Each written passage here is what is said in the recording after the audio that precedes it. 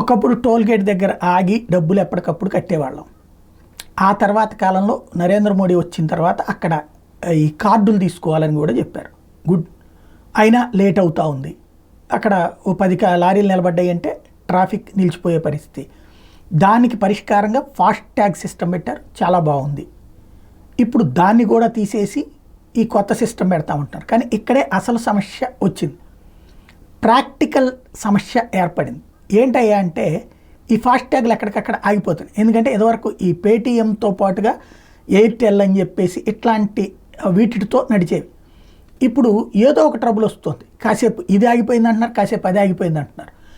ఆ దీంట్లోనేమో డబ్బులు ఉంటాయి. అంటే దాన్ని ఏమంటాం మనం చెప్పాలంటే ఆ సదరు వాలెట్లో డబ్బులు ఉంటాయి, ఇటు పక్కనేమో అది పనిచేయదు.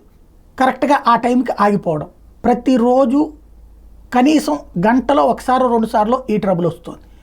మళ్ళీ ఆ వాహనం పక్కన పెట్టాలి, లేదా ఆ రూట్ మొత్తం ఆగిపోవాలి, మళ్ళీ ఇంకో రూట్కి వెహికల్స్ని ట్రాన్స్ఫర్ చేయాలి. ఇది చిన్న సమస్యగానే కనబడుతుంది, కానీ దేశవ్యాప్తంగా ఇది ఒక పెద్ద సమస్య అవుతుంది. పచ్చి బూతులు తిట్టుకుంటున్నారు జనాలు. ఏదో అంత ఇది విదేశీ ప్లాట్ఫారాలు అని చెప్పేసి కొన్నిటిని ఈ మధ్యన ఆపేసినట్టున్నారు, గూగుల్ పేలు ఇట్లాంటివన్నీ. వాటిట్లో నుంచి ఎదురవుతున్నటువంటి సమస్య, ఒక మిత్రుడు పెట్టినటువంటి పోస్టు, మొదట్లో పేటీఎం ద్వారా పేమెంట్ సులువుగా అయ్యేది, అది అవ్వడం లేదు, వేరేది వాడండి అంటే ఎదగోలు ఎందుకని NHCI వాళ్ళదే వేసాము. కొద్ది కాలం పోయిన తర్వాత అది అవ్వడం లేదు, పేటీఎం అన్నారు, మళ్ళీ అది వేసాను. 15 రోజుల క్రితం అది అవ్వడం లేదని ఎయిర్టెల్ అని అది వేశాను. ఇప్పుడు రీఛార్జ్ చేస్తుంటే మీ బ్యాంక్ ఎక్కువ టైం తీసుకుంటుంది, కట్ అయిన సొమ్ము వారంలో వస్తుందని చెప్పి మెసేజ్.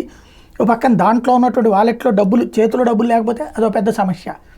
అదే సందర్భంలో వాలెట్లో డబ్బులు ఉన్నా అది పనిచేయదంటే ఇంకొక సమస్య.